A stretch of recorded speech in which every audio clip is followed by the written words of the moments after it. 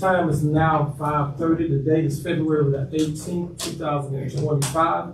We will call to order the meeting to order, City of Statesboro's Mayor and Council. We will have our invocation and pledge of allegiance by Councilmember Angie Johnson. Ms. Lopez. Most holy and gracious Father, we thank you for this moment. We thank you for this gathering, dear God. We ask the Heavenly Father that you bless us to make wise decisions for this city, for our constituents, and all those that it will impact. Dear God, we ask that you just continue to just govern us and keep us and protect us as we go forward. In your Son Jesus' name, amen. Allegiance to the flag of the United States of America and to the republic for which it stands, one nation, under God, indivisible, with liberty and justice for all.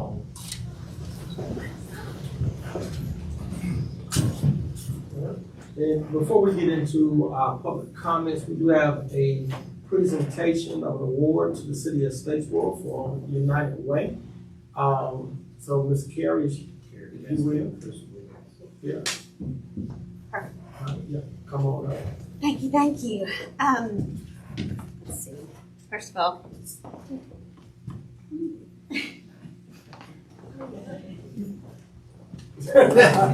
our co-chairs for this year's campaign. And so we just kind of wanted to share a little bit with you. It's an absolute honor to recognize the City of Statesboro for an outstanding achievement in community impact. This year, the City of Statesboro has gone above and beyond, becoming the top employee United Way campaign in our whole entire community. 184 employees raised $50,756.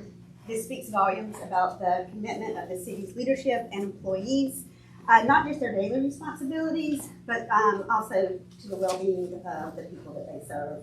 Their generosity will make a real difference in the family, children, and individuals that count on United Way and rely on their programs and services. So, let's see. Thank you for everything that you've done. Y'all were a pleasure to work with, and you did an incredible, awesome job. And I also want to thank Mr. Penny and Mayor McCollard. Y'all were incredible. And Lane, who she was co-chair. Well, she was chair last year, but she has been a part of every single. She has been a part of every single campaign and has really championed our cause. So we cannot do it without all of you. So thank you. Thank you all. Thank you. Let's give them a round of applause.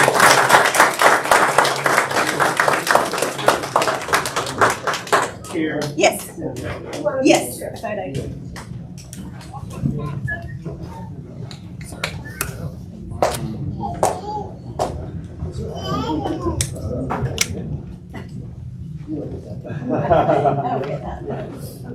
Y'all get to step low. I was trying to get it download. We did step up. That's how we make Yeah, no, it's been a minute. And so we want Chief. We got too many on that side over there. Lane, we do add them. Yeah, too many. Councilman Briggs. John, just be on the front row. Yeah. I feel like that's the city person should hold this. Those two, Chief might take the flag. You two can hold it. That works. There you go. Carrie, you too And tall. Lane, you need to be in it. Oh, Okay. We good. Yes, Lane. yeah, it's okay. These were the co-chairs for this year. Okay, Now, ready? make sure this on the front page. City raises $50,000 for United Way.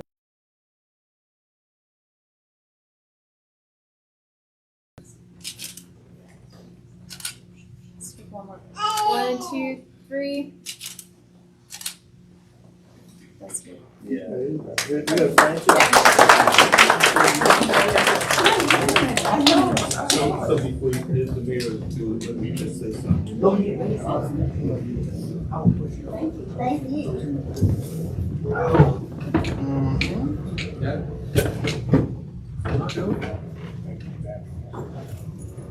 John, Tim and Mike saying. So Mayor and members of the council, I just wanted to say, First, we appreciate the support of the mayor and council for the United Way.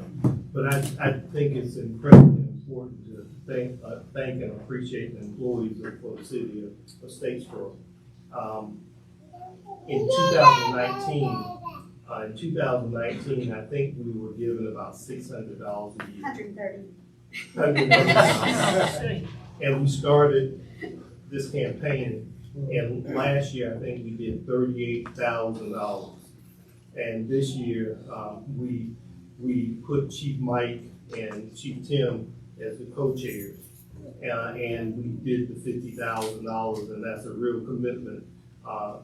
They did a great job in leading the campaign with Lane and all of the staff, but also, I'm saying this because the employees really made a commitment, and council supports the efforts that we use to get our employees to give. And it is really a tremendous honor for our organization to lead the community in giving. And that is a major achievement there. And I know y'all are all proud, but as city manager, I'm extremely proud of this.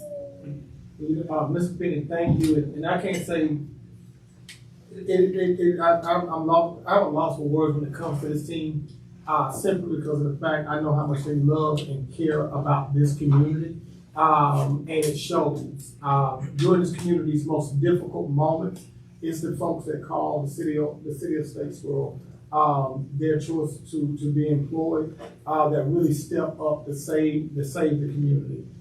Since I've been here, this is me going into my 8th year, and we've seen everything from a pandemic to natural disasters to community things that simply broke our heart. And the city of Statesboro employees have just simply stepped up in every facet. So with that being said, I cannot be any prouder to be a part of any organization than this one right here. So let's give them all a round of applause.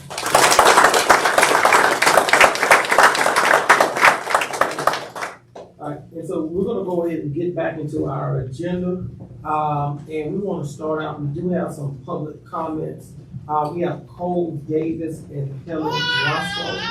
They both would like to speak on agenda item number 8. We want to have Cole Davis to come first, and then Helen Roscoe to come second. Evening.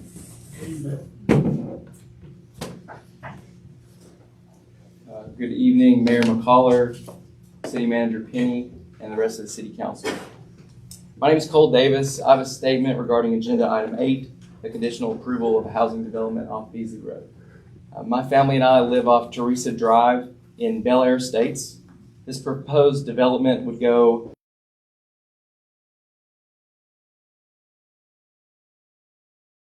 and our concern is not of the development itself, but the stormwater runoff and specifically flooding of our properties.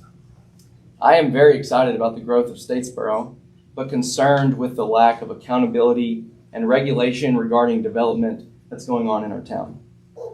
Now, I've spoken with the developer, Mr. Nathan Brown. I believe he is a very good man, and I trust him and his plan to develop this in a responsible manner.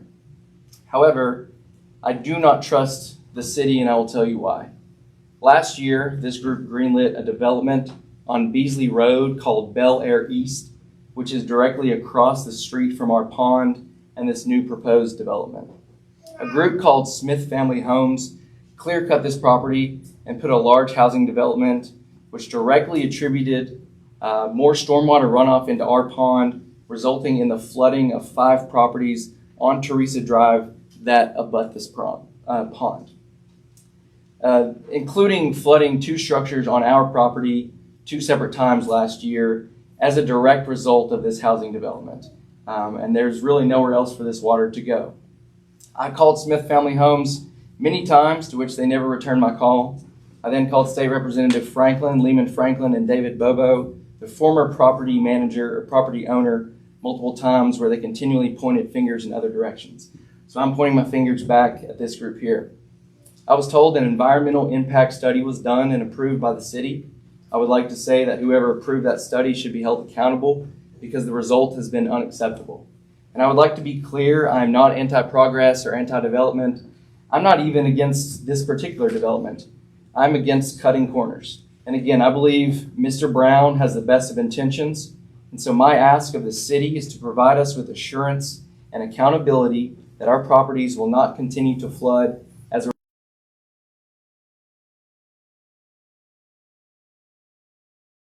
to a proper stormwater pollution and runoff prevention plan. Thank you for your time. All right, thank you. All right, and so we have, Ms. Helen.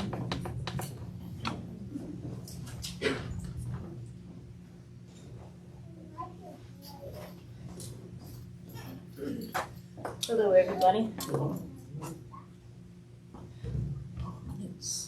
Hi, my name is Helen Roscoe, and I'm speaking to agenda item number 8 regarding application sub 250102 from Borough Land Consultants and Burbank Point LLC to develop the 43-acre lot with 53 planned houses off Beasley Road. I want to start with echoing similar sentiments and concerns my husband Cole just shared. We moved to the area 2.5 years ago when I accepted a position as a professor of geography in the School of Earth, Environment, and Sustainability at Georgia Southern. Quickly after moving, we recognized the unique character and community that is Statesboro, and in response, we chose to move within city limits to Bel Air Estates, seeking to more actively contribute to this vibrant community. I, for one, like Cole, am not against development, but rather welcome growth and change for the city. In fact, my scholarly expertise examines the intersections of development and environmental change.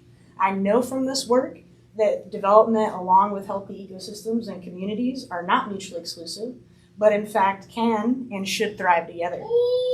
However, beyond my professional role as a property owner and more importantly as a mother to those two yahoos, I have serious concerns about our single greatest family asset, which is our home.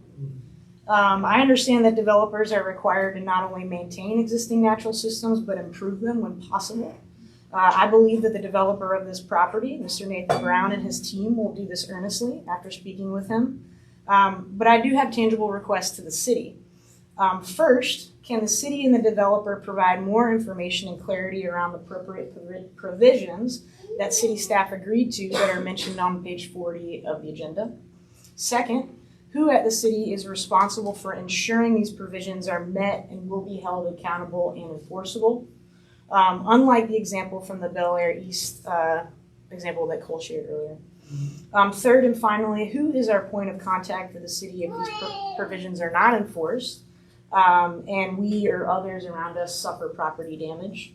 In other words, who can we hold responsible and importantly liable for property damage if this happens? I end my time with the hopeful request that the city intentionally and in good faith fulfills their duty as public servants.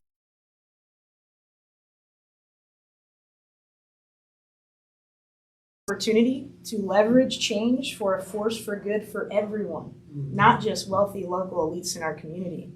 And to this point, I urge the city to proactively consider both existing and future vulnerabilities when accommodating new development rather than reacting after the fact, which will inevitably lead to financial strain and potentially the loss of human life. Thank you for your time. All right, and so, Mr. Penny, we have the staff follow up with them in regards to. Mayor, we'll be glad to do that. And I do want to say, ultimately, I'm the city manager. And so if you have an issue, then the mayor and the council will hold me accountable. If there's something in particular that wasn't done, then you can always, if you can't find anybody else, you can always find my office and come forward. And we will gladly address that. But Kathy Field is the director of planning.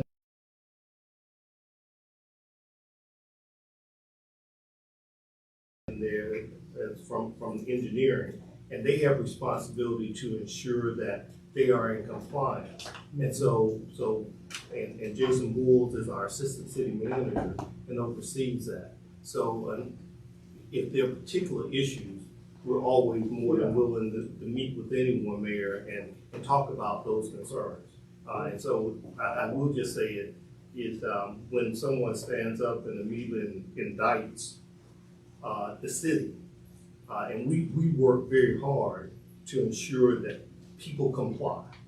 And when you make a statement that you don't trust us, For someone that's been in this business for 43 and a half years, that really hurts because we try very hard every day to make sure we're providing excellent public service to all of our citizens.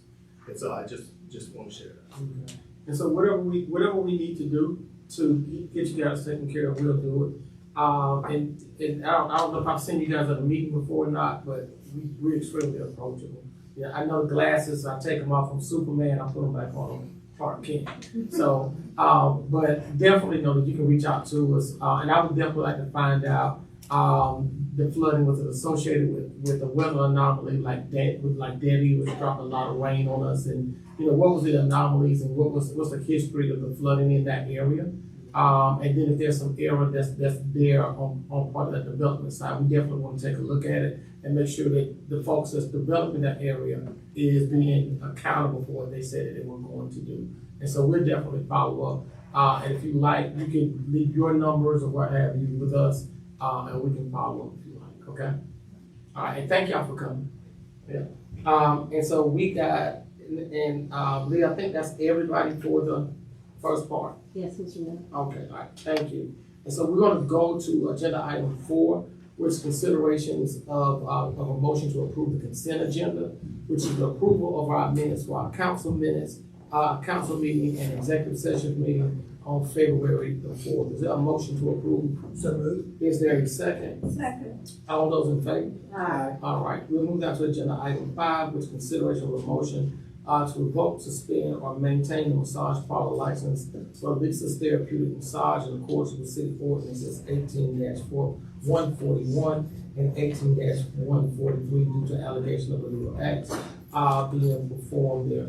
Kane, if you can give us a little bit of insight on this, and I know that at our last meeting, Councilmember Riggs had some questions. Mayor, on November 14th, Statesboro PD conducted an undercover investigation at the subject businesses Chunying Hu and Jizang Lee were both arrested on prostitution-related charges. On February 4th of this year, council voted 3-2 to suspend the license for 2 weeks, then pending final council decision on February 8th. Okay. All right. And so, Councilmember Riggs, I know that you had some further questions.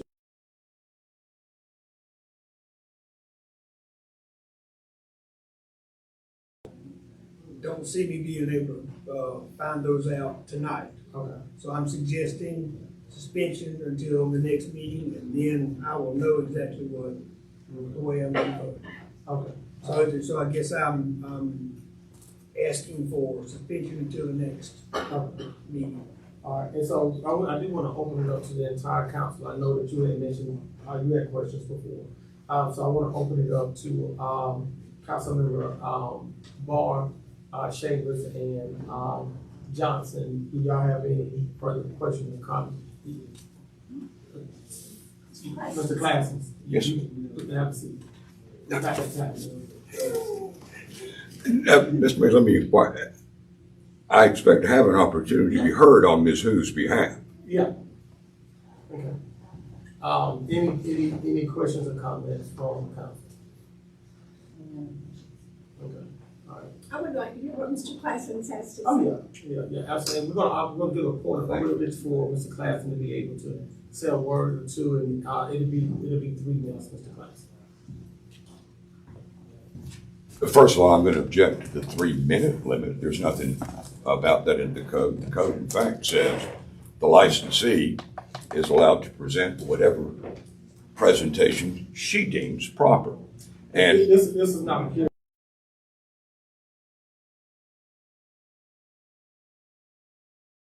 began at the last meeting, as I understood it. That's not what it's listed as. Whatever it's listed at doesn't necessarily mean that's what it is. I mean, But you can call a cat a dog. It's Yeah, still a but- cat. Yeah.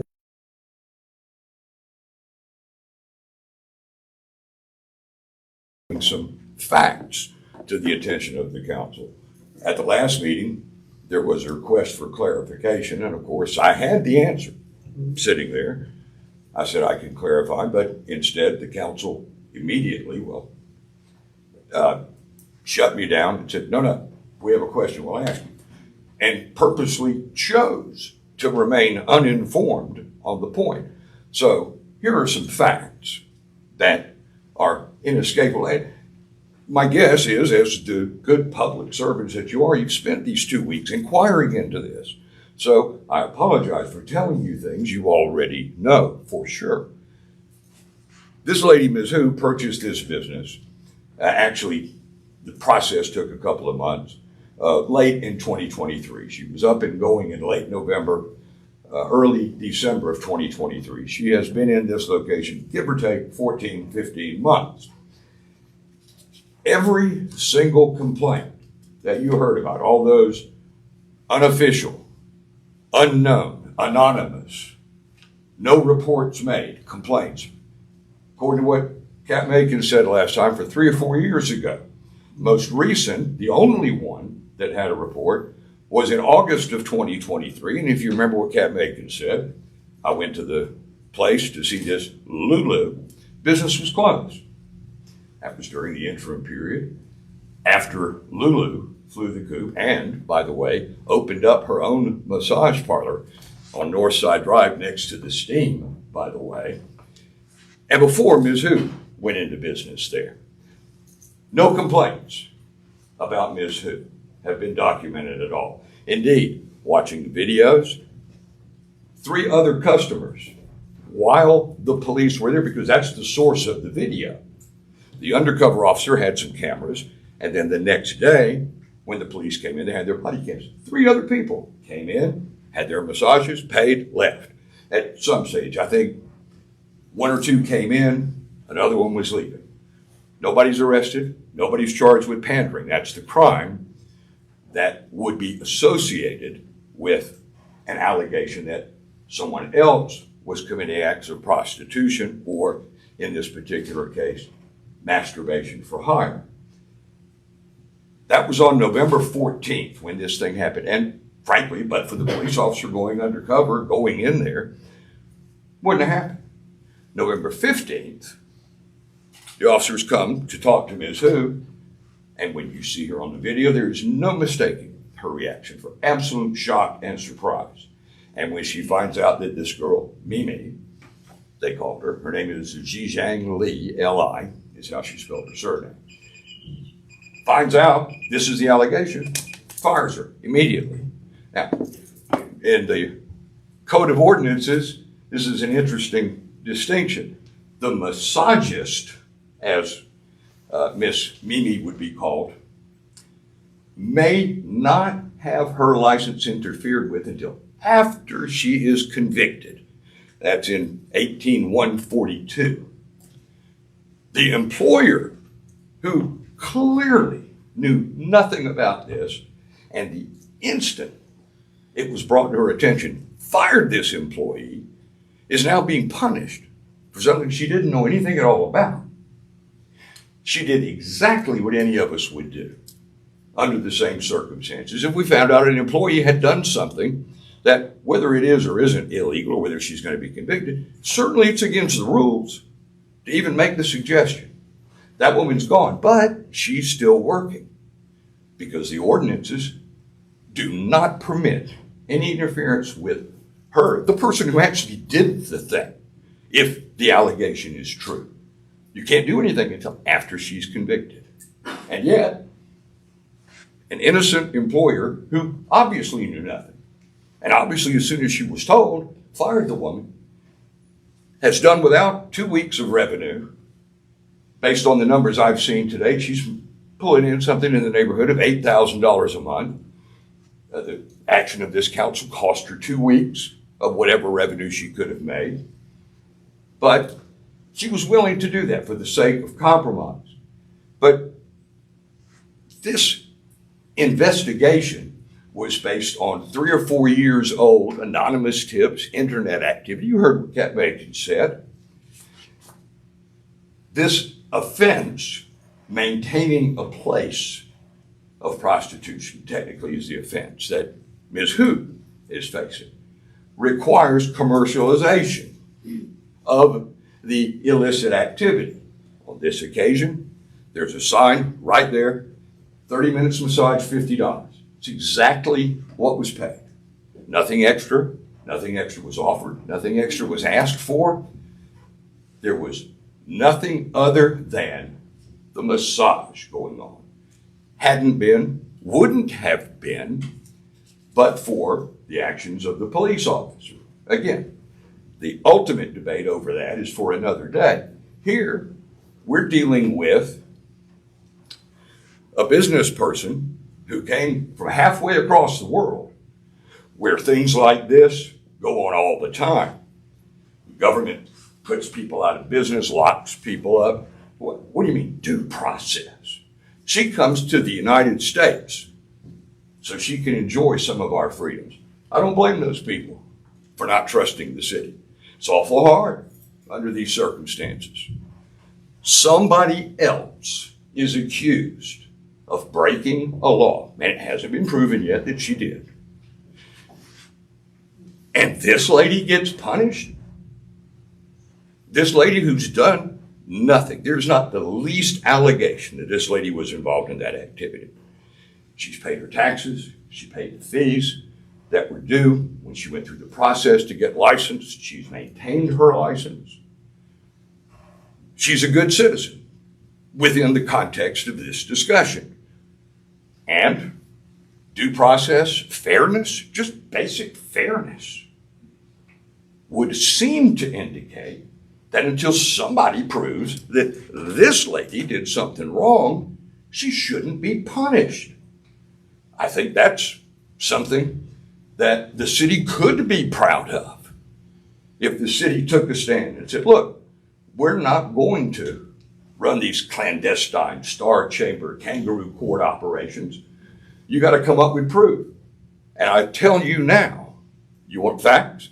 There's not one single fact, not 1 ounce of proof that's been presented to you that this lady did anything against the law.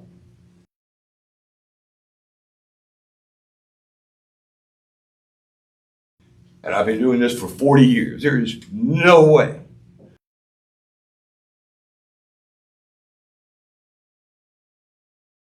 sufficient to prove beyond a reasonable doubt that this lady committed a crime. We've got Court of Appeals cases that say as much.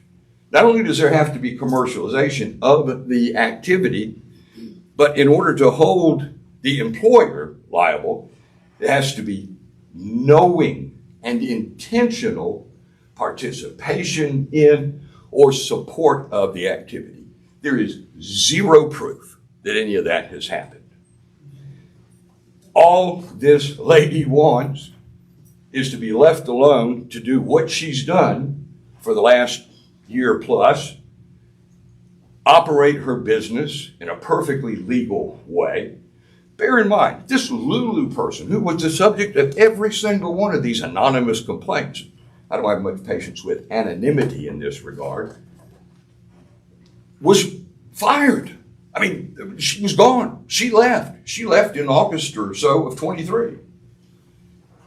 The evidence that you heard, the commentary you heard from Kat Makins was that Lulu was the one. Lulu wasn't there. And that's the very first thing that was found out when the officer came in undercover. I'm looking for Lulu. Lulu's not here. Lulu doesn't work here anymore. Well, she doesn't, but she does work over on Northside Drive next door to the STEAM Academy. But she's not Ms. Who. And Ms. Who didn't do anything to this undercover officer. And she fired the person who did. Okay. That's just basic, fundamental fairness. You should not punish this lady. You've already cost her 2 weeks of revenues. All right. Thank you very much. We appreciate it. All right. Any further discussion by council? Any question by council? Seeing that there is none, Councilmember Riggs has put forth the idea of a motion, but it is not yet a motion. Is there a supplemental motion, or is there a motion to follow, to grant Councilmember Riggs a little more time? I would like to make a motion to continue the suspension until the next meeting. Okay. All right, thank you. All right, is there a second to that motion? Second. Okay. All in favor of that motion? Any opposed? Aye. My vote. Okay, let's do this stuff. 2-2. I am I'm positive. opposed Yeah. because I'm not a judge. I'm not here to find anybody innocent or guilty. Yeah. My suggestion was let this play out in court and then we come back. We can suspend the license until we see what happens in court, and then she can come back and reapply or however that process works. But that's where I stand. Okay. So that's my motion. My motion is to suspend the license until it plays out in court. Okay, well, we got a motion that's on the floor, we gotta get, it is, 2 for, 2 against. I am against it as well, so I'm casting the time-breaking vote, so it fails 3-2. Is there a second motion in regards to this agenda item? So, Mr. Mayor, I'd like to hear a little more about Ms. Chambers' idea, which I came in thinking that way 2 weeks ago, and then I realized that's like calling her guilty before she's had her day in court, because it's putting her out of business till then, which could be 6 months or a year. It's my concern with just the suspension. I'm not calling her innocent or guilty. I'm not making a claim on what she's done. My thing is the license stays suspended until it plays out in court and they decide whether or not she's innocent or guilty, because that's the proper place for that. We're not judges. Yeah. So that's where I stand on that. I mean, we've had another business that was, put out, she didn't even have the opportunity to come up here to speak. We immediately shut that business down. What was it? Sugar Shack. It was an incident that happened at Sugar Shack, and that business was shut down immediately. So we've given extension, and we're still giving extension. I'm just not here to play judge or jury. That should be played out in the court system. That's just my point on it. Is there another motion?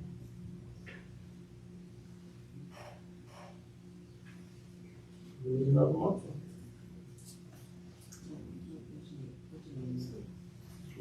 The motion to extend is denied, so we need a motion that's on, action for the item. I make the motion to suspend the license until after the court case has been decided.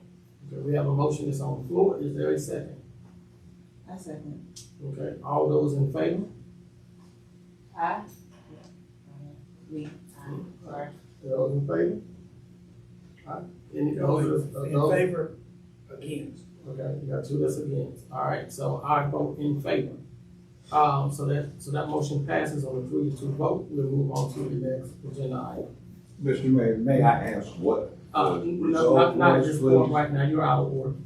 So we'll move down to the next agenda item, which is a public hearing and consideration of a motion to approve application 525-01-01, Richard Williams requests a variance from section 2.2.9 of the Unified Development Code in order to continue operating the vehicle repair shop in the MX Use District, which is a mixed-use district at 1321 Northside Drive East. Is there a motion to open the public hearing?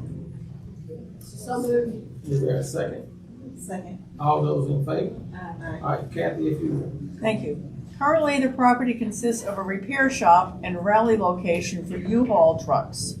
The applicant has historically had a business license, but due to a lapse in license, in order to renew said license, the applicant requires a variance, as the adoption of the Unified Development Code made this a non-conforming use. Previously, the property was zoned CR, which did allow for this type of business. So what happened is that when we adopted the Unified Development Code, we changed all of the CR, which is the commercial retail zoning districts, to MX. And then he had a lapse, and we are proposing to amend the MX district because we realized that we did not allow for auto repair shops within the MX district. So therefore, when he had a lapse in his license, which would have grandfathered him in as a use, he requires a variance. So that's a long discussion about what is happening here, but I just wanted to clarify it for everyone. Okay? So the applicant has 3 sites which are all contiguous to one another. They're separated by 2 streets.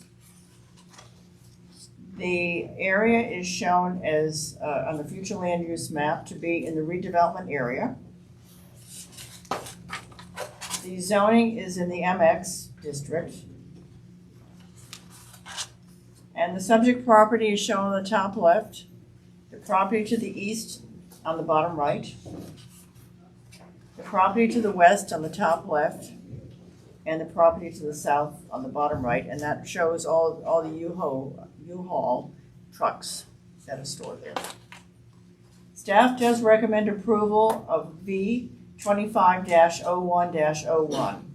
If this petition is approved by the mayor and city council, it should be subject to the applicant's agreement to the following enumerated condition. 1, approval of this variance does not grant the right to complete any construction. All construction must be reviewed and approved by the city. At the regularly scheduled meeting of the Planning Commission on February 4th, 2025, the Commission recommended approval of the request and staff conditions upon a 6-0 vote. That is my presentation. Thank you very much. Thank you, Cassie. Is there anyone here to speak for this request? Is there anyone here to speak against this request? Seeing that there is none, is there a motion to close the hearing? So moved. Is there a second? Second. All those in favor? Aye. All right, we're gonna open it up for council discussion. Is there any discussion by council? Mr. Mayor, I'd like to ask staff a question. Was the business shut down until this is resolved since their license has expired? No, as far as I know, it's still in operation. I just rode by there and there wasn't much activity, so I Yes. was wondering about that point. Right. But his license did expire, and therefore, the MX doesn't allow an auto repair shop. And so that's what happened. So is that something staff is looking at proposing that should be added to the MX? Yes, that's one of the amendments that we're gonna be proposing, is for auto repair shops to be in the MX zoning district. So they just need a variance now until we can fix that. That's problem right, with the exactly, that's exactly right. city. Thank you. Okay. Any further discussion from council? All right, seeing that there is none, is there a motion to approve with staff conditions? So moved. Is there a second? Second. All those in favor? Aye. Any opposed? All right, seeing that there is none, let it show that agenda item 6 is passed. We move down to agenda item 7, which is a public hearing, consideration of a motion to approve application 525-01-03, Woodville Science requesting variance from table 2.5.3-C of the Unified Development Code in order to place a 520.5 square foot sign on a building located at 152 Northside Drive East. Is there a motion to open the public hearing? So moved. Is there a second? Second. All those in favor? Aye. All right. Yes, sir. Currently, the property is a developing expansion to the existing Franklin Chevrolet body shop. The applicant requests the allowance of a large building sign which exceeds the maximum square footage for wall signs by approximately 370 square feet. Due to the makeup of lots in the area, the parcel is not impacted by the existing signage on the other lots for Franklin Chevrolet. There are 4 other lots that are not impacted by any signage requirements. So this is the parcel outlined in red. It's right along Veterans Memorial Parkway. And the future land use map shows this to be in activity center / regional center. The zoning map shows this to be in the MX zoning district. And the subject property is shown on the top left, the property to the east on the bottom right. Now, if Lane, if you can just hold, if you can point to that gray wall, and that is where the sign is going to go, right there. Okay? And that's the proposed signage area. The property to the west is not owned by them, otherwise I would have requested it be demolished. The property to the south on the bottom right. And here is the proposed sign. And it is not something that we recommend approval for, unfortunately, because of the size of the sign. A billboard is 300 square feet. And this is being proposed to be 520 square feet. It's 370, my math is right, 370 square feet above our signage requirements. So we are recommending denial of V 25-01-03 due to the excessive square footage of signage proposed. If this petition is approved by the mayor and city council, it should be subject to the applicant's agreement to the following enumerated conditions. 1, approval of this variance does not grant the right to place signage. A completed sign application must be submitted before approval. And 2, additional signage may not be approved unless granted a variance due to the square footage exceeding the allowances generally outlined in the Unified Development Code. At the regularly scheduled meeting of the Planning Commission on February 4th, 2025, the Commission recommended denial of the request upon a 5-0 vote. That is my presentation. Thank you very much. Thank you. Is there anyone here to speak for this request? Is there anyone here to speak?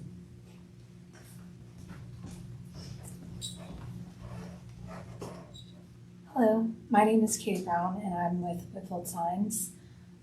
Just a few things to correct that I think were just late things that may not have been seen. We sent updated drawings on December 30th, 2024 along with the variance application. So instead of the 520.5 square feet that was initially proposed, we sent one that was slightly smaller at 439.22 square feet. So this would be about 25% larger than the aggregate square feet that's allowed per the UDC. And we're mainly just asking to have the larger sign because of where it is located. I don't know if y'all have driven by where this sign and where everything is, and as you can see in the pictures and where it had to be zoomed in, there's limited sign area for this location. Though they do have other businesses and other locations within that property and near, this is a different business because it is the collision center. With signs and being able to see them visibly, think about it whenever you're reading a book where it has larger text versus smaller text. That's the same idea here. So in this chart that I have here, I don't know if I can pass it to y'all or if that's something that I can do.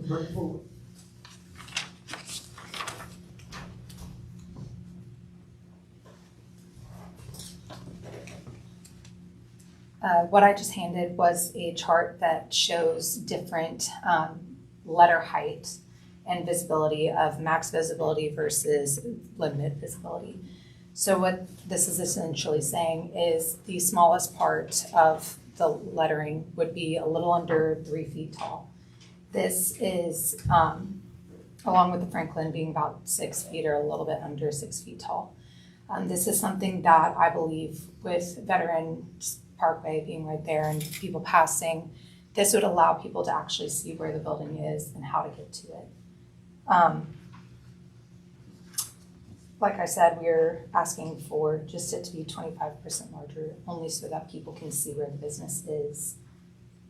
And I'd be happy to answer any questions that you may have for me regarding the signage. We'll call on you during council discussion if council has any questions. Yes, sir. Thank you. Thank you. All right. Is there anyone here to speak against the request? All right, seeing that there is none, is there a motion to close the hearing? So moved. Is there a second? Okay. All those in favor? Aye. All right, let's open it up for council discussion. Any discussion by council? Just double check, the sign faces the bypass. Mm-hmm. Yes.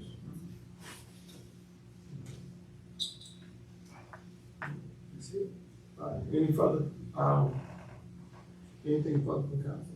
Yes, Mr. Mayor, I appreciate that it would be helpful for it to be bigger, to be seen on the bypass, but we have these rules about how big we want things to be so that folks aren't driving into Statesboro and having competing things jumping out at them.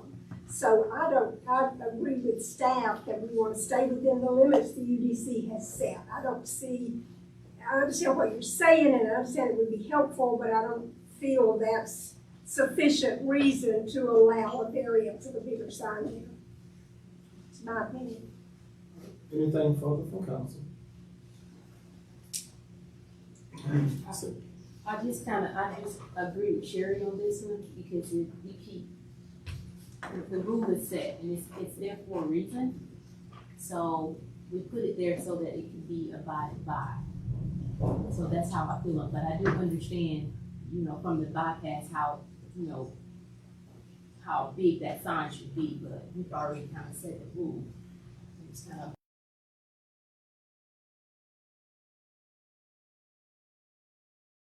Is there any further discussion by council?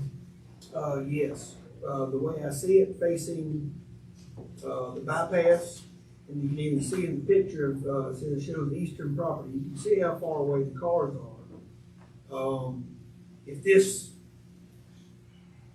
this sign was right up against the bypass, that would be distracting. But this is gonna be at least, how far is the front of that? 1,000 feet from the crossroads. How many feet from the bypass? From the bypass, you're around about 200 feet from the bypass. About 200 feet. Yes. Thank you. The sign is halo lidded, so all, yes, sir. State your name. No, state your name. Yeah, state your name. We're gonna give a point of privilege, so Stephanie, state your name. Identify yourself. Yeah. I can't hear anything. Oh, okay. I'm about deaf. Yeah, don't worry. Yeah, but The hearing aids don't work, they just make everything louder. Yeah, say your name. My name is David Pierce, Mayor. Good to see you, and thank you, City Council and Manager. Okay. Thank you, sir. No. The halo site, so what we're doing is we're backlighting the sign. So the font itself is black. The color is going to be black, and then we're backlighting it on the gray sign with what's called halo effect. So there's just going to have a light around the sign. So no light projects into the bypass. And it's actually, whenever we were going before the board, one thing that was noticed is that the square footage that they had was actually larger. So when they were discussing, they had 100 square foot more by our mistake. So we did some math calculations that were wrong. So we're actually in 400 and something and not 500 and something square foot larger. So it's a good bit smaller than our mistake. So 1,000 feet from the bypass, and then we're also in Sign District 2, which most of our stuff in Sign District 2 is Jimmy Nick's. We've got Breyer's Ice Cream. Those set on a parcel of about 0.6 acres to an acre. This building is 31,000 square feet. Their buildings are usually about 2,000 to 3,000 square feet. So we're 10 times the size. And we're sitting on a great, it's kind of a different district. We're on 11 acres that are owned by the Franklin Automotive Group and family. From the corner of the bypass, so if we would have left these two parcels as one, we divided the two parcels. If we would have left these two parcels as one, we would have met our sign requirements. I don't believe we would have to ask some city members and employees and find out for sure. My understanding is that we would have met the requirement for the sign. Would not have to have gone before a variance. Okay. But so whenever you put all that into consideration, that's all we're asking. Okay. Thank you. Yes, sir. So Mayor, David, Mr. Pierce, and the lady from Whitfield, so the information that staff had at the planning board, was that information correct? Because it just said they made an error. And so I'm trying to ask our staff, did they have the correct information? No, they did not. We were basing it on a 530 square foot sign, which is that. We did not have that. And so I'm asking council, to the privilege that this could go back to the planning board. Yeah. That's With the exactly what I'm saying. corrected information for the planning board to consider, so that then it could come back with the corrected information, because you would try to make a decision on something that the planning board didn't actually say.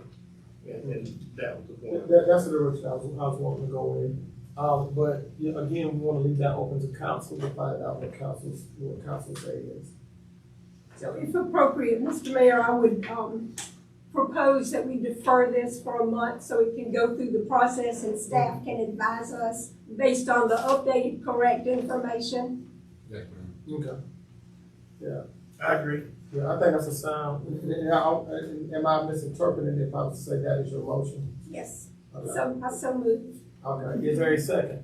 Second. All those in favor? Aye. All right, we will. Whitfield, y'all good? Yes, sir. All right, thank you. Thank you, sir. But I do have one question I meant to ask.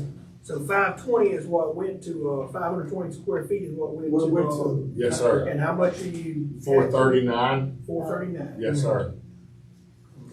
While we're talking, can I ask one more question? Mr. Pierce, are you involved in the construction of the collision center? That's why you're here? Yes, ma'am. I'm representing Franklin Chevrolet Thank you. Automotive Group. Thank you. Thank you.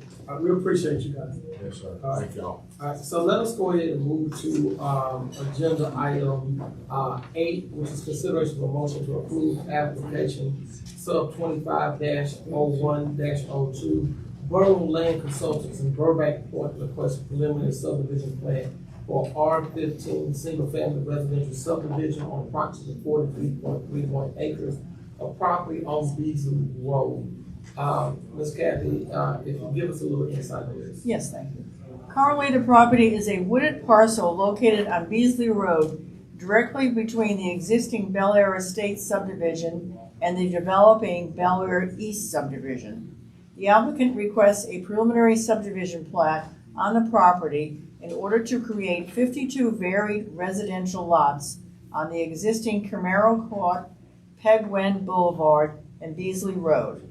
While the property is noted as being listed as a part of the conservation area of the Unified Development Code, the property has historically been zoned R15 single-family residential, which calls for large lot housing. The property is being divided into 2 phases of development. And you can see the proposed area outlined in red.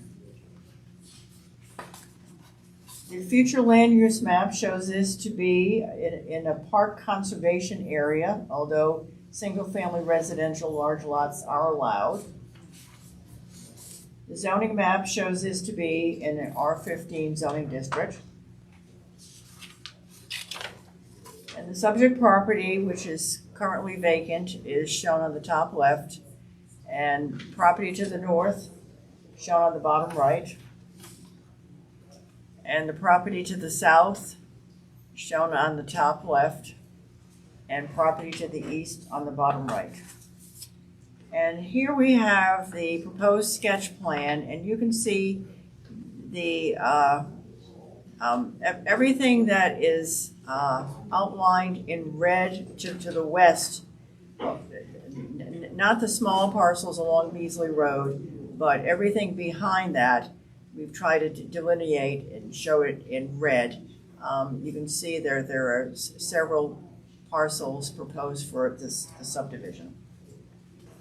And they're basically along Pegwin Boulevard.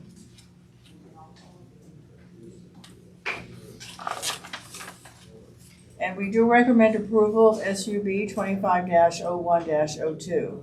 If this petition is approved by the Mayor and City Council, it should be subject to the applicant's agreement to the following enumerated conditions. 1, approval of this preliminary subdivision plat does not grant the right to develop on the property. All construction must be approved by the city.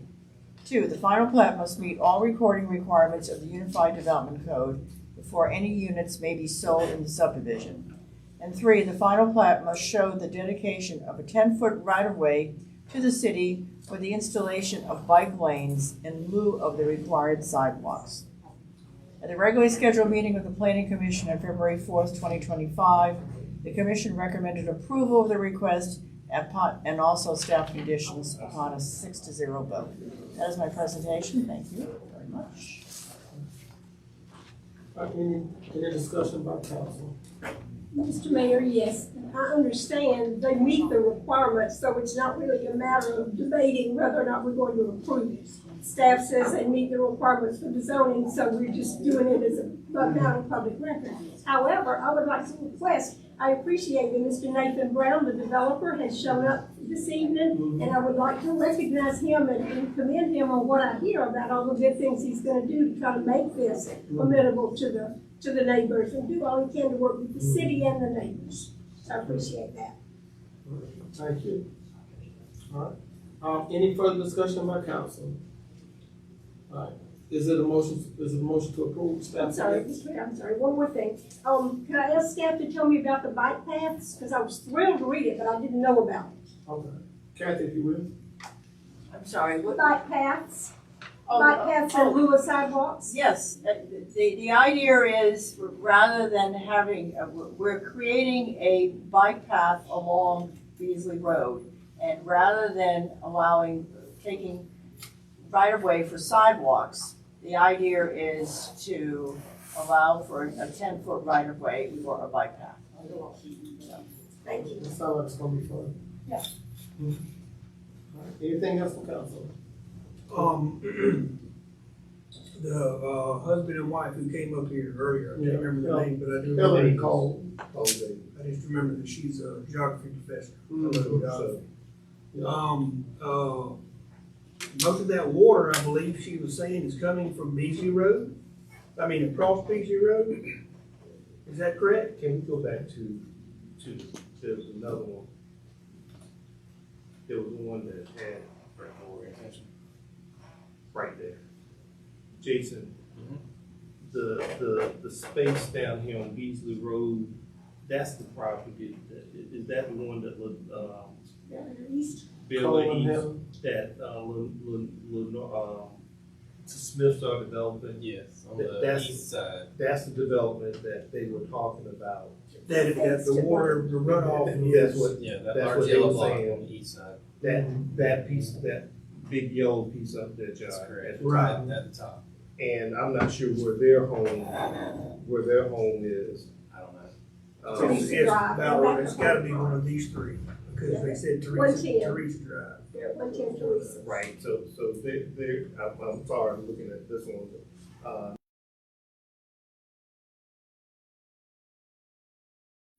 Was causing an increase in runoff. Mm-hmm. And We'll look at that. I've already emailed staff, and we're on top of it. So we should be following We'll up. look into that. Double check. We'll get with the engineer and developer on that as well.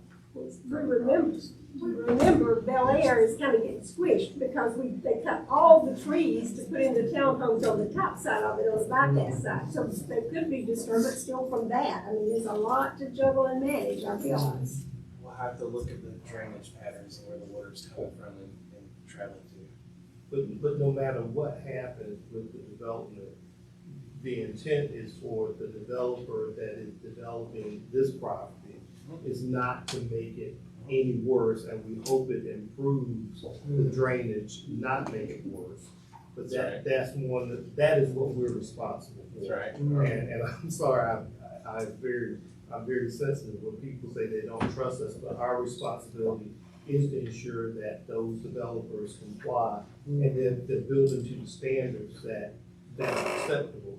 And we certainly don't want our residents to be negatively impacted by all of this development, because we have a lot that's coming forward. But the intent is to make it better and not make it worse. Yeah, our drainage control ordinances are now embedded in the UDC Private Development Code. Since the 1990s, have required that post-development runoff has to be at or below pre-development runoff rates, and that's on a drainage basin per drainage basin analysis. So that's something that our engineering staff always looks for and reviews.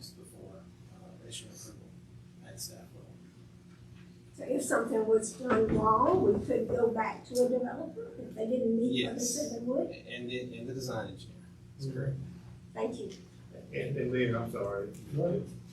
And I think y'all already approved that, but since the developer is here, I'm sure the developer, as they're preparing those plans, they don't have any issue with meeting with the neighbors.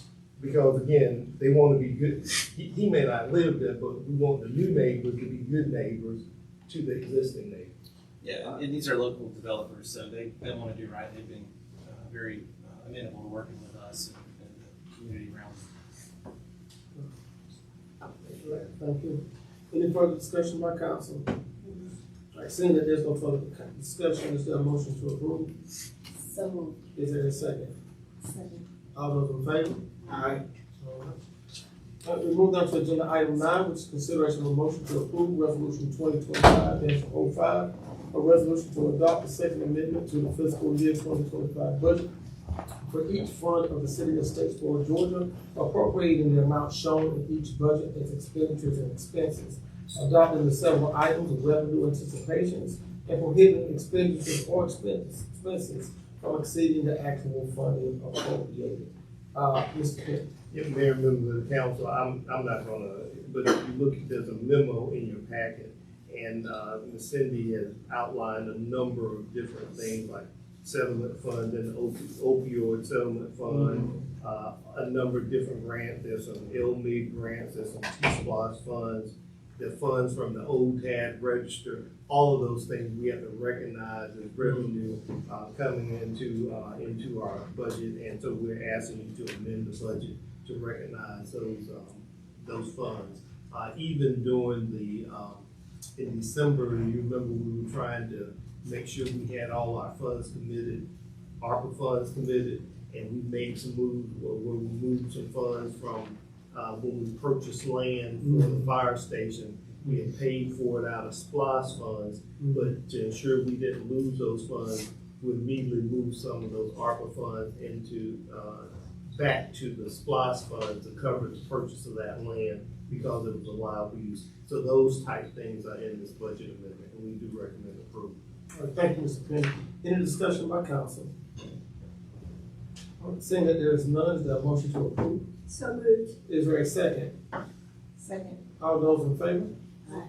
All right, we move down to agenda item number 10, which is consideration of motion to award contract to Gilbert and Associates to provide grant writing and administration services for the FY 2025 Community Development Block Grant. Mr. Penny. Mayor, this consultant, it has been approved by DCA, and we have to have their approval. If you remember a year or so ago when we wanted to apply for CDBG funds and we couldn't meet that requirement, and they told us, don't even waste your time. Yeah. Well, this time we went through the process, and we got a firm, they've approved it. You have a copy of DCA's letter saying that this firm is approved in order to be able to, one, submit the grant. The other thing would be for project administration if it is awarded. And so we do recommend this firm and recommend that you approve this contract for this firm.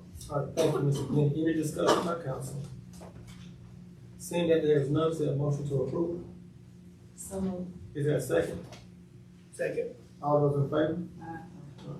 All right, let's move down to agenda item 11. Consideration of a motion to approve an award of $47,136 to the Coastal Regional Commission for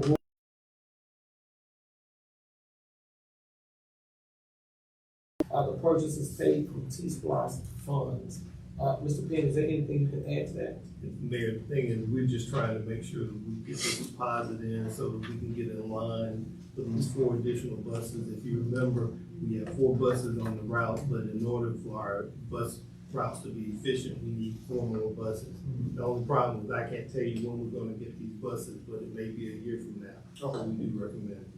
All right, thank you, Mr. Penn. Councilmember Wall. Yes, I just had a question. We're not really gonna be able to buy them for 11,000. That's a 25% deposit. That's our share. Okay. Yeah, because 10%. 10%. Yeah, that's our share, and there's some grant funds that will match, but no, you won't pay the $5. What a bargain, I want one. Yeah. All right, thank you. Any further discussion by council? All right, seeing that there is none, is there a motion to approve? So moved. Is there a second? Second. All those in favor? All right, let's go down to agenda item 12, recognizing that agenda item 11 is passed, which is a consideration of a motion to approve an award contract in the amount of $48,390 to Hero Hauler LLC for solid waste collection management software. This project will be paid for by solid waste collection operating revenue. Mr. Petty. Mayor, I don't know if I can add any more. We do recommend approval of the purchase of that software. Okay. All right, thank you, Mr. Penn. Is there any further discussion by council? All right, seeing that there is none, is there a motion to approve? So moved. Is there a second? Second. All those in favor? Aye. All right, we move down to agenda item 13, other business from city council. And I recognize that we have some other business that we need to address. And so I want to turn it over to our legal and council member Barr to guide us through the process. Do the same thing, Sean.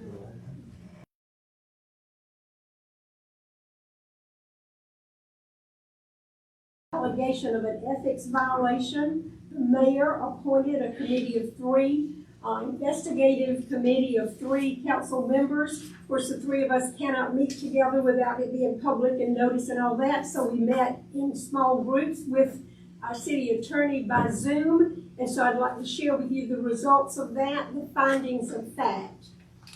As I said, the 3 of us, myself, Sherry Barr, John Riggs, and Tangi Johnson, were the members of the investigative committee. Our findings of fact are 5 items.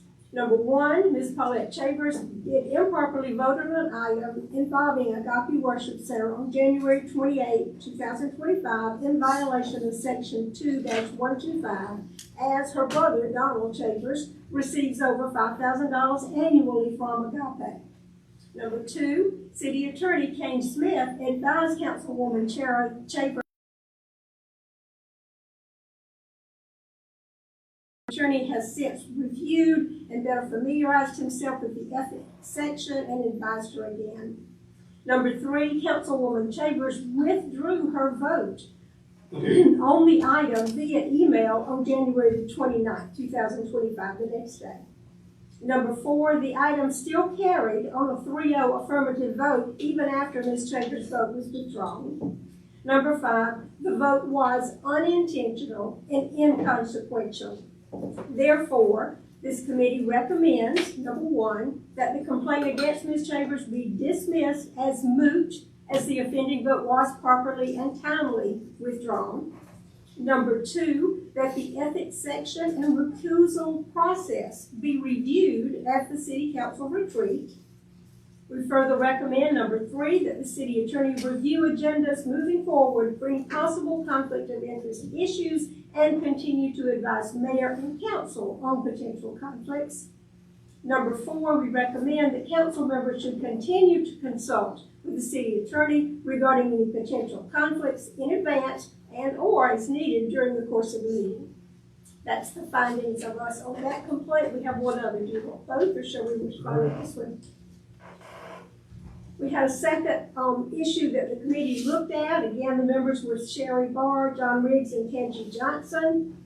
This is in recommendation in regard to votes by Councilwoman Jenny Hendley.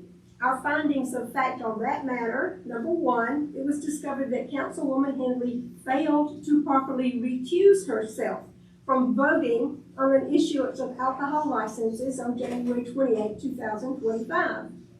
Number 2, we found that Hendley holds an alcohol license and had previously agreed not to vote on alcohol items when issued.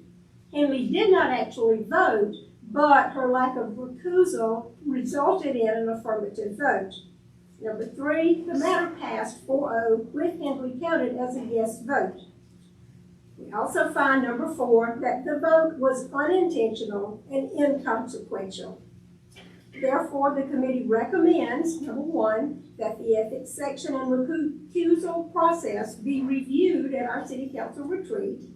Number 2, that the city attorney review every agenda moving forward for any potential conflict of interest issues and continue to advise the mayor and council on those conflicts. Number 3, council members should continue to consult with the city attorney regarding any potential conflicts in advance and/or during the course of the meeting as needed. All right, thank you. All right, any discussion by council? All right. So I move that I move for the 3 of us, for the committee, that these are the findings and we want to move forward with them. I think it's just the 3 of us that vote on this. Yeah, it is, but I still gotta do my little part. So any discussion by council, in regards to the findings? All right, saying that there is none, is there a motion to accept, the findings of the investigation? So moved. Okay, is there a second? Second. All those in favor? Aye. All right, we'll move down to, is there any other business from city council? We've got a couple of items. Go ahead. Yeah, I had one. I just wanted to call attention to the fact that the City of Statesboro and the Tree Board invites everyone to come out and celebrate Arbor Day. The celebration this year will be over at the food bank. So it's going to be kind of a little mini festival at 4 o'clock. Bring canned goods or a bag of rice. We do a little food drive where we plant a couple of trees. Some of the Girl Scouts will be there. So we're all invited to gather at the food bank at 4 o'clock on Friday to celebrate Arbor Day. Thank you. All right. As far as any other business from city council, we do want everyone to know that next Tuesday, 7 p.m., will be the State of the City. The State of the City will be held at the Everett Center, basically right across the street. So if you guys are free at 7 p.m., definitely come out for the State of the City. We'll move down to city manager comments if there's no further items for council.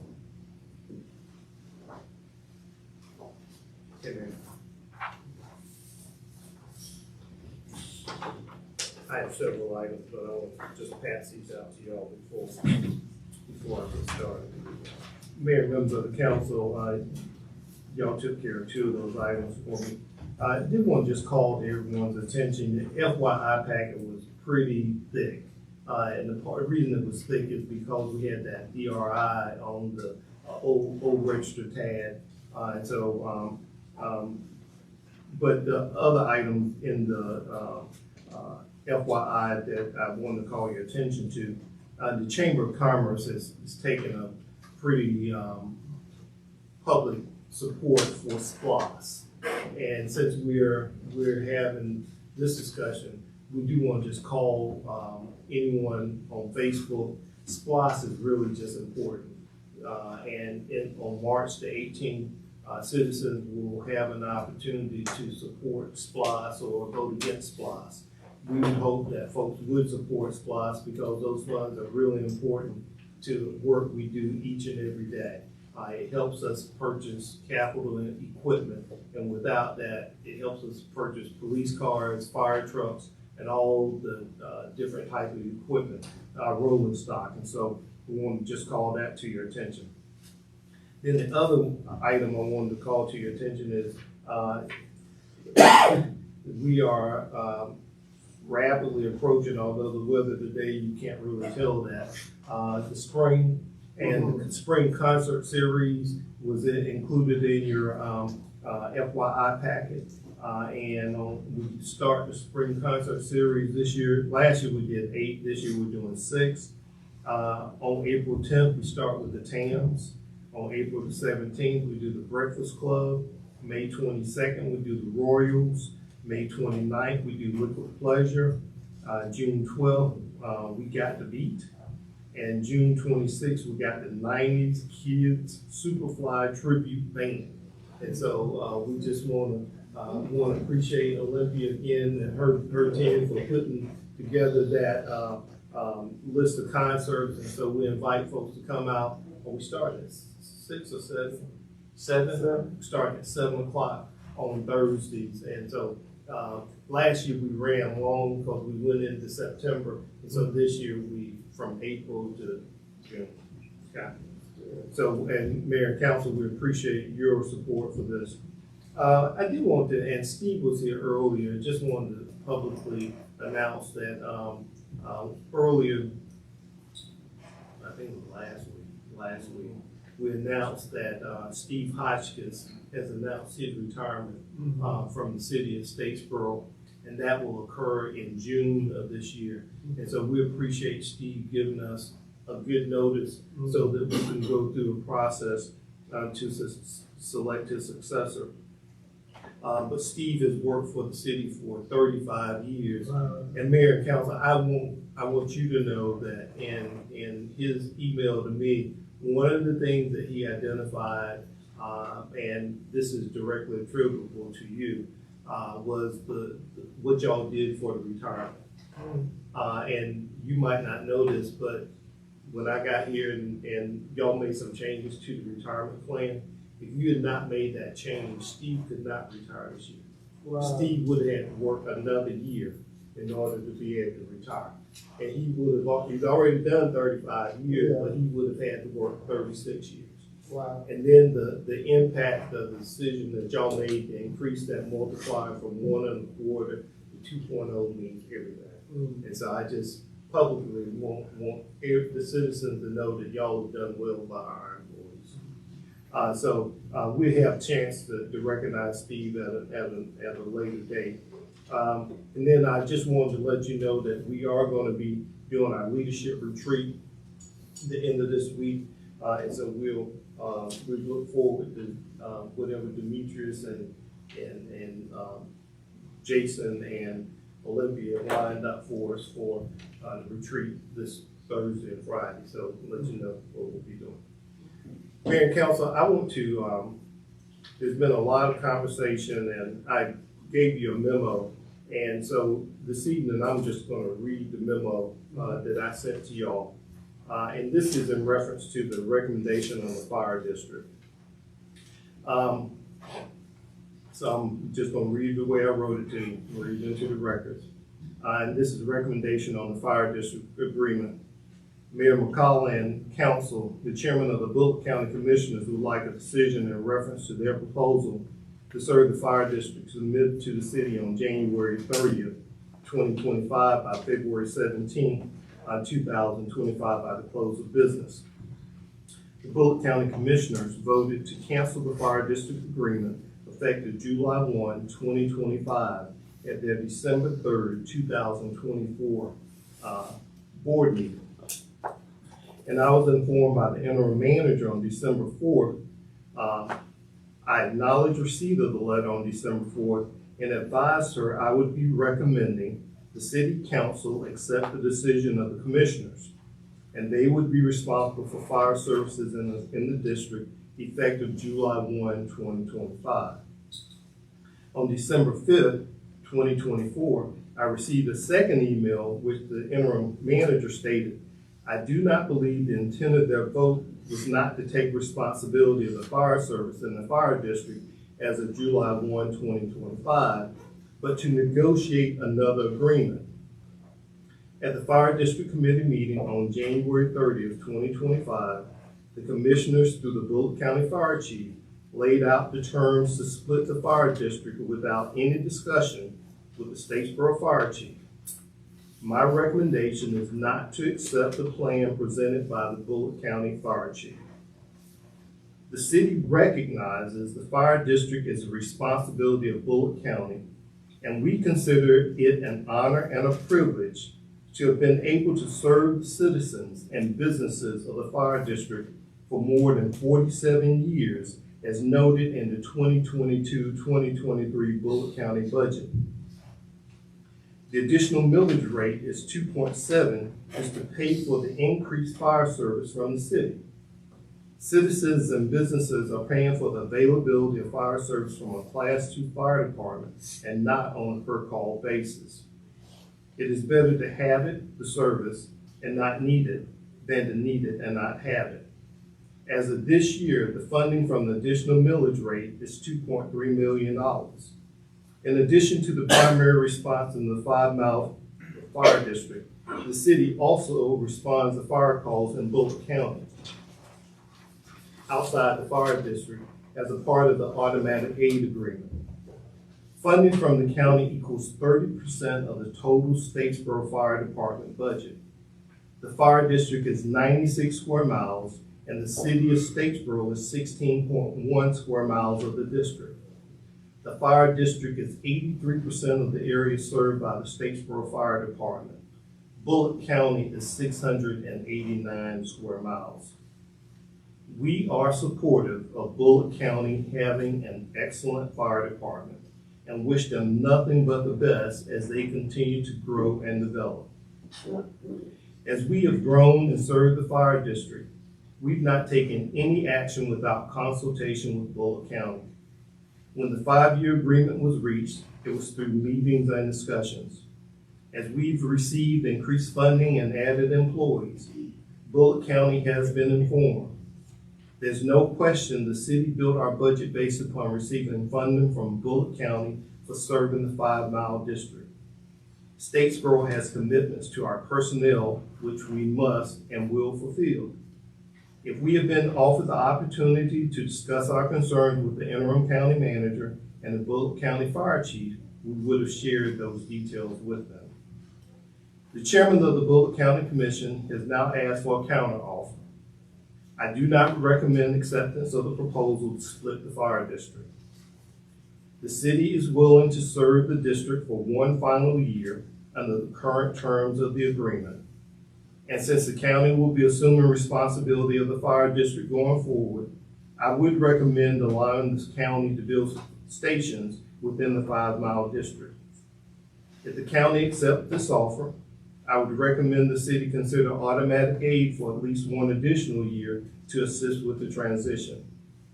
If the county would like to continue with automatic aid beyond July 1, 2027, terms would need to be negotiated with the city.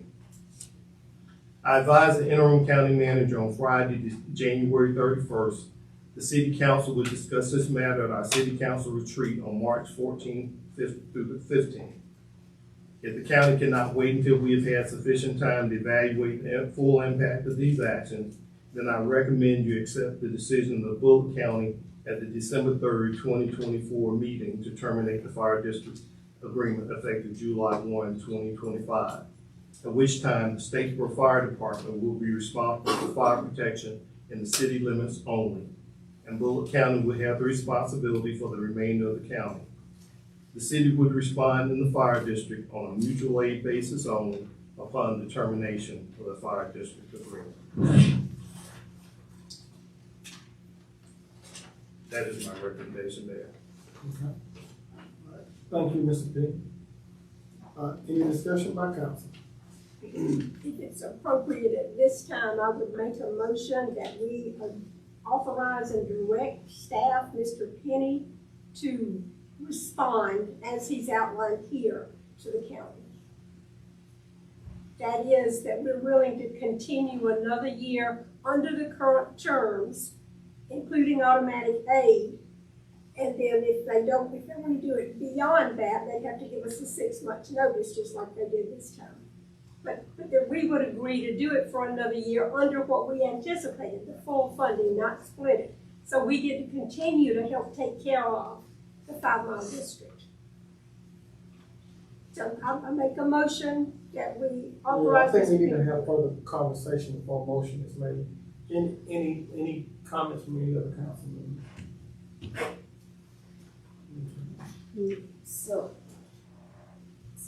So Bullock County wants us to split it, which we can't afford to do. We just can't.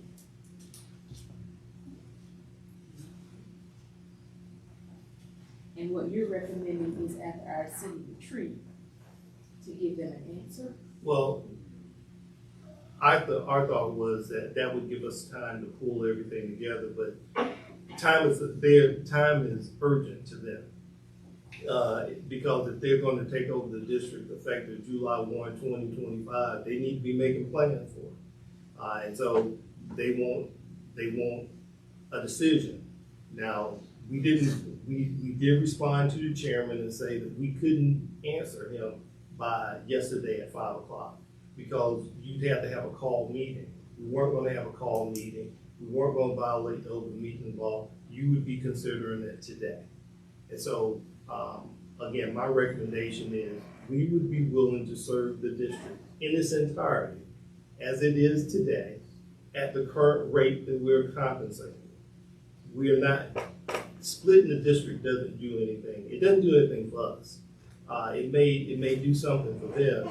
It will provide them an opportunity to take 60% of the money, give us 40%, and we would still be serving the district. And so what we're simply saying, we are willing to serve the district under the current conditions for one more year. And on July 1, 2026, they would be fully responsible for the district. And we would offer to provide automatic aid to them for one additional year. And that's my recommendation, and the question would be whether they would accept that. That's the counter offer. Yeah, my concern with that kind of offer is that means in 2026, we will be providing fire service into the 5 Mile district for free. That's what my concern is. Yes, we would be doing that for free because they are not going to be able to serve that 5 Mile district in 360 days from this year.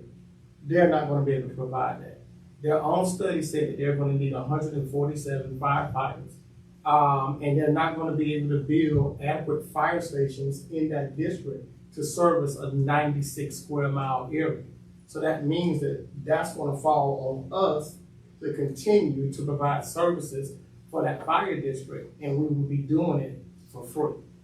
And so that's what my concern with this is. And I think in this rush is on them. It's not on us. This is what they decided to do. This council was absolutely fine with the negotiation process that it took weeks for Councilwoman Barr and other members to work through. So we don't need to feel rushed. And if they cannot wait until we can sit down and thoroughly vet this at our retreat so that everybody can be on the same page as far as council and staff, then that's on them, not us. And I don't want us to make any kind of commitment without us really understanding in its entirety all of the issues that's associated with this decision, because this is not a small decision at all. I need to read this 3 or 4 times. Yeah. Yeah, I don't want to make. Although I agree with it. Yeah. July 30th? Yeah, if that's their decision, that's their decision. But as far as us, we don't need to tie up any funding that's going to be going to take care of something that for an emergency that they created. We hadn't created this, and so they surprised us with a December the 3rd termination of the fire agreement, and then when we get to the meeting, they throw a proposal at us. And say basically, this is what it is. And so we can't, we cannot carelessly make a decision with this. We need to sit down and discuss this at our retreat and make sure we're doing what's best for the citizens of Statesboro. Mr. Mayor, I may be missing things. You've been dealing with it 2 years longer than I have. So I may be missing something here. But it's my understanding that what Mr. Penny's proposing is we're not entering into anything new. Mr. Penny's proposal is that we tell them we will keep doing what we already said we would do for 1 year. And then it would still be the same kind of deal. Either one of us would have to let them know 6 months in advance if we wanted to negotiate and do something different. But what we would offer is just to continue for 1 year of what we've already been doing.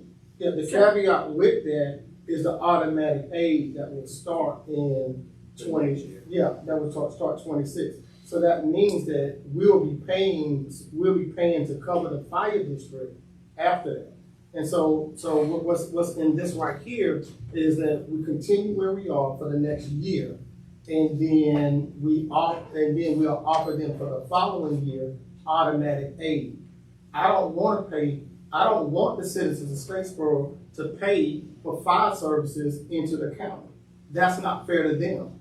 That's $2.3 million that the city of Statesboro citizens are footing to the county. And that's just simply not fair. And so I think it's best for us to really talk about it at the retreat so we can get this updated and everybody can be on the same page. So that's what my thought process is. I understand. Thank you for responding. So what I learned from Chief Grams, if I understood it correctly last time, is that automatic aid isn't what we do now. Now we send everybody. We send everything that might be needed. And automatic aid is sent in one truck. That's mutual. Right. That's mutual aid. That's automatic aid, it's just one truck. Yeah, but you're right, it would still be us expending something to help them beyond. So maybe that condition could come out and we would just offer to extend for a year, and anything that happens beyond that has to be renegotiated. Well, my thing is, I'm kind of like John, I need to read over this because I have a lot of questions that, first of all, I need to formulate some questions because a lot of this is I don't truly understand it. So I need to sit down with this and ponder this before, kind of making a decision. So, yeah, I need to read over this a couple of times, and a couple of times, and a couple more times. So that I can actually understand what is going on. Yeah. So it would be immature of me to just kind of send something out and I don't have a full understanding of what's transpired. I need this for myself so that I can make a wise decision. That's where I stand on it. It sounds like y'all are well versed on it. I'm not. Yeah. So, and Mayor, I understand your point and whether we want to change and say we'll negotiate what the cost of automatic aid would be in the counter proposal. I was just simply, when you negotiate, you give and take. Unlike what was offered to us, we're saying we would do this. And that's why I offered up that second year, recognizing that they're trying to build the fire department.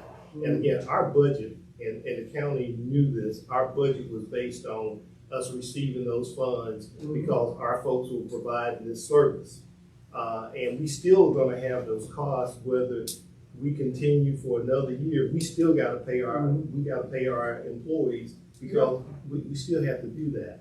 And so the offer to automatic aid was simply sort of a carrot for them, but again, if you want to negotiate what that fee would be, we could tweak that proposal. Now, all of this may be a moot point, because again, what the chairman said to you was if he didn't hear back from you by yesterday, that they were just going to, in all caps, that they were going to just assume responsibility on July 1, 2025. Again, which I recommended after they sent us that email. So it may be a moot point, and at the retreat, if you decide you want to talk about it at the retreat, it might be an issue. Did you send an email with a response to them? I sent the email that said that we could not respond by the close of business because this body had not met to discuss it and told them we would discuss it tonight. And we did not hear back from the chairman. So they already made a decision. They may very well have already made a decision, and if they had. Yeah, I personally would, I would rather for us to get to the retreat, sit down, have staff work through this, so council knows exactly what we're doing. Because we're in a space that we didn't ask to be in, nor were we given the professional privilege of being notified that agreement was going to come to an end. And so I don't want to make no knee-jerk decisions, none of that, until we know exactly what role that's going to take. And even if it's one truck rolling into the fire district, that's still going to cost us money. How much is that going to cost us? So Uncompensated. Yeah, exactly, uncompensated. And so that's what we're going to have to. And here's the truth of the matter: the way our organization behaved, we're not gonna let nobody suffer. So we're gonna go out and we're gonna fight fire the way that we've been fighting fire. I don't see our team saying, we got this huge fire situation, and our team knowing that the other side, who got 26 full-time firefighters, and the rest are volunteer, and we're gonna let life and property I just don't see our team doing that. And so I don't wanna obligate us to a financial responsibility that can affect not just the loss of property, but the loss of life, without us sitting down and just having a really good decision. Now, if this is something that they want to move forward on, they are free to do so. But I believe this body needs to be deliberate in getting a better understanding so that we can be intentional about our next actions. I bow to the wisdom of the body. I wonder if we could see if Chief Grams has anything he wants us to hear at this point. The only thing that I would add is that, as I mentioned before, automatic aid is intended to be reciprocal. Most of the agreements that I'm aware of with other departments, and in my experience, there's typically not, compensation from one body to the other because there is a reciprocal benefit. The primary, and why we would still, if automatic remained, we would still receive some benefit. The primary benefit that mutual aid or the automatic aid agreement provides is really in the district because of the water needs. Yeah. If we are not servicing the district, automatic aid does not make as much sense. I don't think it's an equitable reciprocation.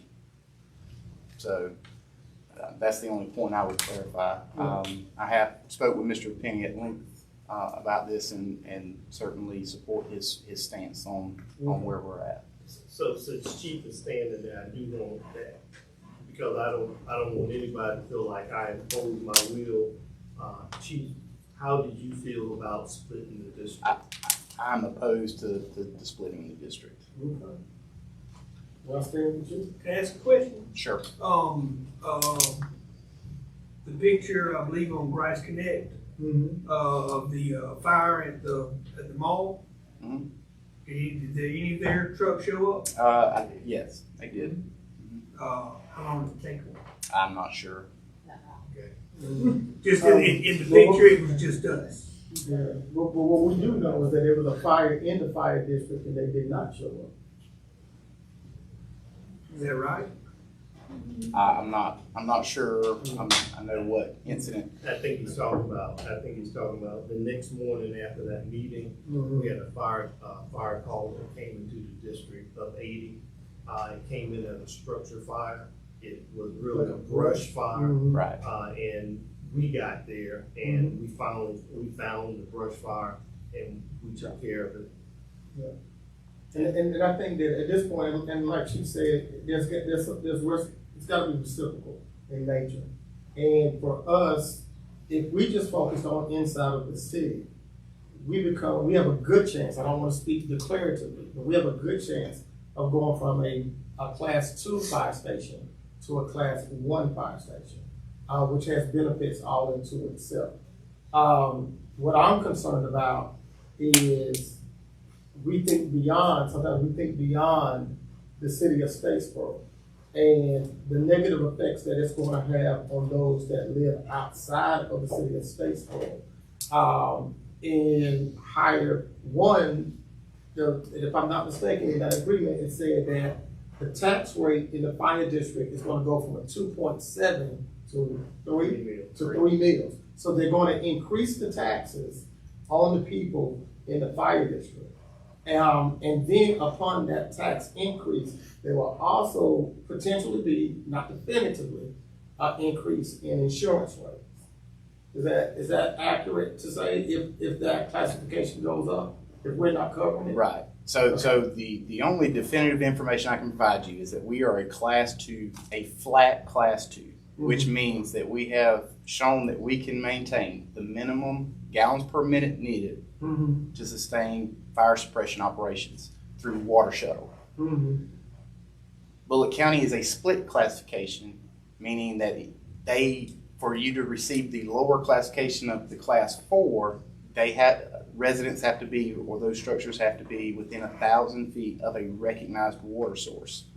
If not, they would be under the 4Y, which again, I'm not an insurance person, but everything I've, the best to my understanding is that it's somewhere in the neighborhood of the rates comparable to an 8 or a 9. Okay. If they are more than 5 road miles from a Bullock County fire station, they will be classified as unprotected and a class 10. And there are certain insurance companies that will not cover class 10 properties. Okay. All right. And let me ask you, and this is just a professional question on your part. How long would it take to build a fire department that can cover the 5 Mile District and the exterior county, looking at where the Bullock County Fire Department is today? So Mayor, that's very difficult for me to answer because there's just so many variables that I'm just not aware of on the county end. I know that Chief Tapley has a lot of experience. I really, though I have tried, I'm not sure how they would do that in such a short period of time. Again, the 5 road miles will not be as difficult as the water. That's going to be the big key piece to this. And then the additional staffing. They do have full-time staff now, and they're stationed in Portal, Register, and Brooklet.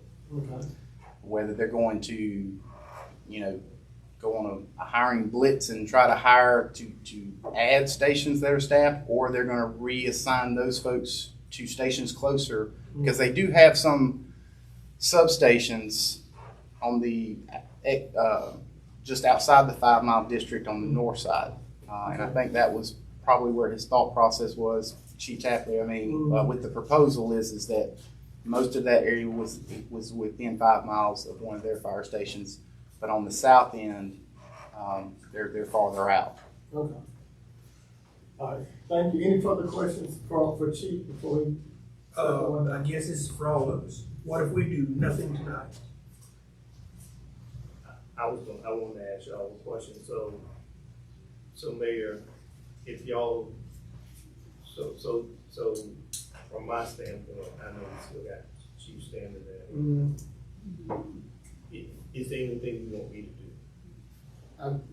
What I would like, and this is just me speaking, y'all can chime in, I would much rather communicate to them that we need more time to assess this, and we'll do so at the retreat, and then follow up upon our return from the retreat with our next actions. That's what I would like to see done, but again, it's on council.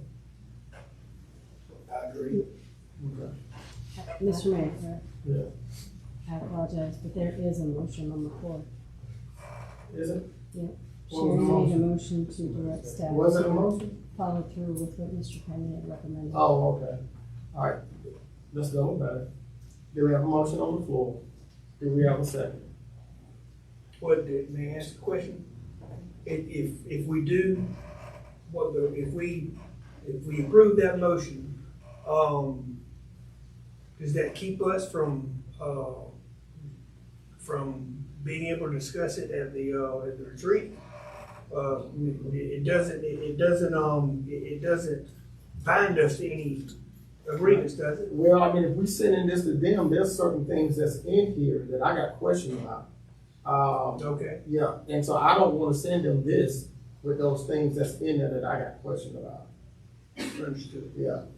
So, So Mr. Mayor, we got a motion, so. yeah, I'll offer to amend the motion, and if it's still not satisfactory, I bow to the will of the group, that if you need more information before we can do anything, but I'll amend the motion. My motion is that we direct Mr. Penny to let the county know we're willing to continue for a year under the current agreement, period. So nothing about automatic. Okay, so I can do that. nothing about- Yeah, I can do that. Yeah, I can do that. Does anybody want to second that? Yeah, I second that. Yeah, I can second that. Yeah, I can second that all day. Okay. Yeah, I mean, I can't second it, but I can support it. Is there a second for that? Second. Period for me. Yeah, okay, all those in favor? Aye. All right, and Leah is to keep it as is for the next year. Yes, sir. Nothing more, nothing less. Yes, All right, don't send this to them. Okay? Not the whole thing, but we're going to continue. Yeah, I know. Go ahead. On a lighter note, I just had two requests. I see you got two groups of young people here. I wondered if they would like to introduce themselves or identify themselves so we can say welcome. It looks like some of them are with Dr. Nassara. Yeah. Youth council folks. Okay. Mr. Mayor, could we ask who we have over here? The group. Oh, yeah, we already know this. Yeah, we already got that. Yeah. All right, good. Yeah. So sorry, you want to say anything? I'll briefly say just something quick. We just have here tonight the Statesboro Youth Council. They will be representing the city of Statesboro at the Atlanta GMA this upcoming on February 28th through March 2nd. So they are excited about that. They're almost complete with their place placement project. They'll be back to share a presentation at a later date. All right, thank you. Thank you. So are you ready for them to go? Come back with them pictures now. Absolutely, absolutely. So we, is that it, Mr. Penny, for city manager comments? Or you got something else? I don't have anything else. Okay, thank you. We do have public comments, and we do have someone signed up for public comments. We have Georgia Southern ROTC cadets to come forward in regards to the Freedom Run. There we go. How you doing? Good evening, Mayor and Council. It's good to see you all again. My name is Ainsley Smith, and I'm joined by some of my wonderful fellow cadets from Georgia Southern's Eagle Battalion. We're here today to talk about the ROTC's annual Freedom Run that will be held on Saturday, April 19th. This year will be the 11th annual Freedom Run. This year is especially meaningful to us as we are fundraising to support the Master Sergeant Christopher Decker Memorial Scholarship, honoring one of our instructors who tragically passed away last March. He served as the senior military science instructor starting back in July of 2020. Our instructors are far more than teachers. They're mentors who shape us into future leaders. They set examples and teach us integrity, discipline, and the importance of hard work. One of the key ways that they do this is by encouraging our community service. The cadets here today can tell you just how important selfless service is to the success of every student in our program. You've seen them volunteering at the Christmas parade, blood drives, and feeding the borough. And we're committed to giving back. In this way, we know that we're similar to all of you. We're here tonight now to ask for your support, those in attendance, those listening online, and those in front of me, through sponsorship and participation in this year's Freedom Run. Your contributions don't just help to fund an event, it would represent a commitment to the development of leadership, education, and community values, which we know that this city prioritizes every single day.